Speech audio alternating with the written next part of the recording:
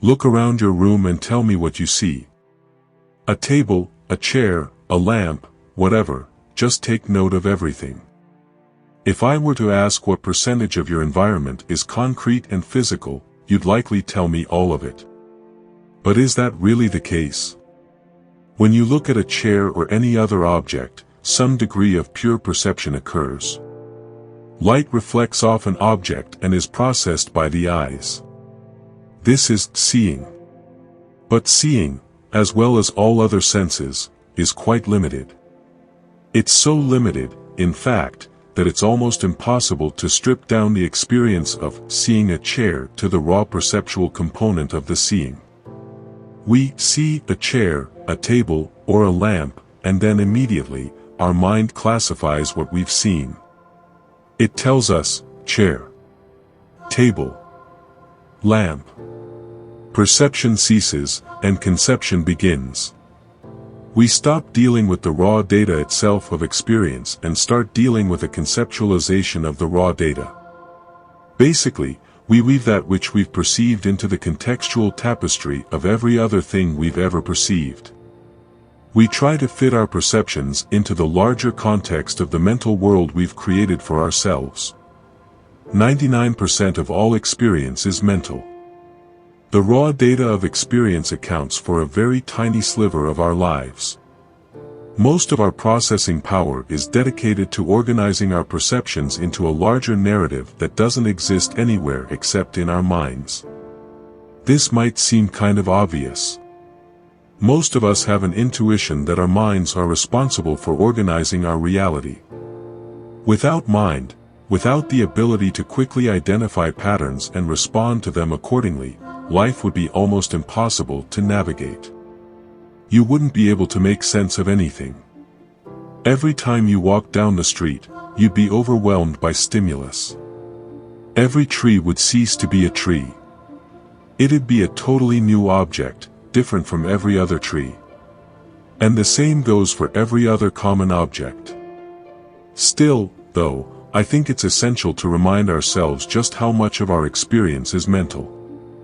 People struggle to deal with the 3D because they have an inherent belief in the 3D as something concrete and existent.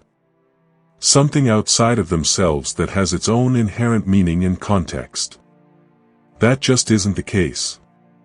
The raw data of experience isn't contextual.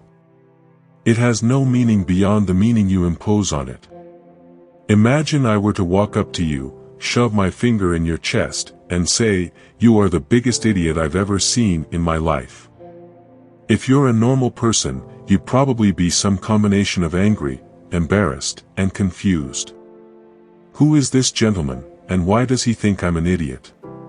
Does he have me confused for somebody else? Is he insane? Is he going to get physical? But think about the raw data of the experience. A combination of shapes moves toward you, reaches out and makes contact with you, then utters some noises in a loud, firm tone. Notice how there isn't any meaning in this pure perception. Aggression and anger don't exist. As far as perception is concerned, I'm not a human being, I'm just a combination of shapes. My words aren't even words, they're just noises.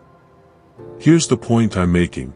You have to make sure you're completely honest with yourself about how overwhelmingly mental your experience is.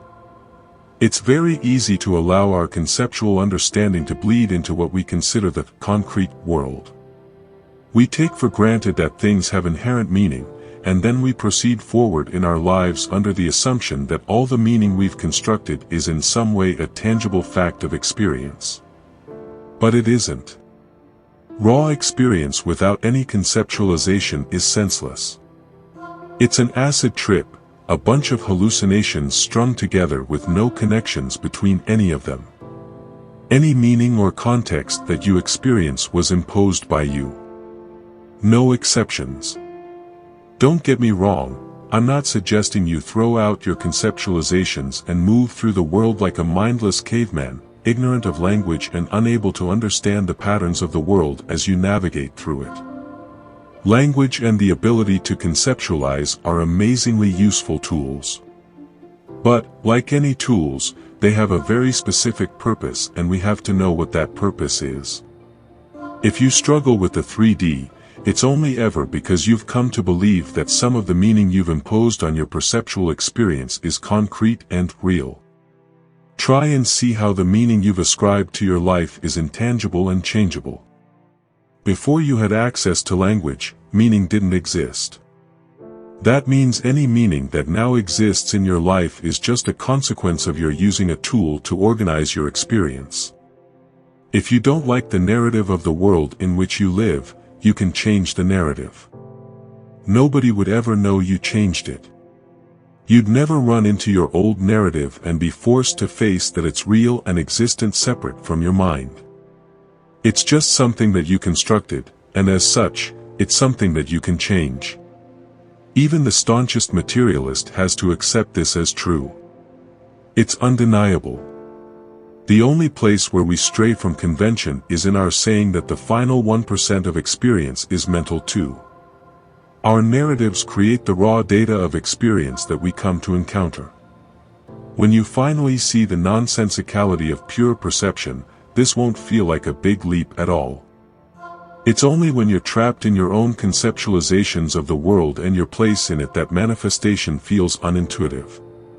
So, take a magnifying glass to your reality and see for certain that it's almost entirely mental. Once you do, you'll have a much easier time taking on new states and holding them, regardless of the perceptions that you come to encounter. I hope you liked this video. Subscribe for more such videos. Thanks for watching.